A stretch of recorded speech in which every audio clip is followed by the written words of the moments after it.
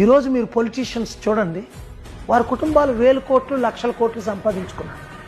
4 కోట్ల తెలంగాణ బిడ్డలను చూడండి, 6 కోట్లు ఆంధ్రులు చూడండి, ఇంకొక 150-40 కోట్లు ఉన్న ఇండియన్స్ను చూడండి.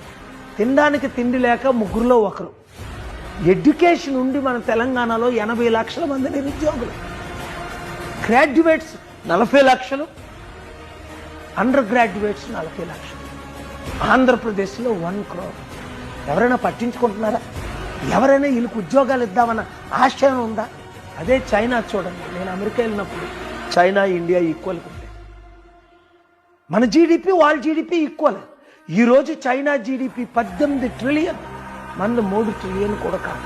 చైనా 70 దేశాలకు అప్పిస్తుంది, అమెరికాకు 1.4 ట్రిలియన్ అప్పు ఇచ్చింది.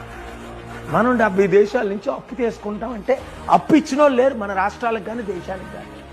ఉన్నదే అమ్ముకు తినేస్తున్నారు. 3.5 లక్షల కోట్లు విలువైన స్టీల్ ప్లాంట్ మోదీ గారు, అదానీ గారికి 3.5 కోట్లకి లేదా $1 బిలియన్ అమ్మేస్తున్నారు. ఏమేనంటే ప్రైవేటైజ్ చేసినట్టున్నారు.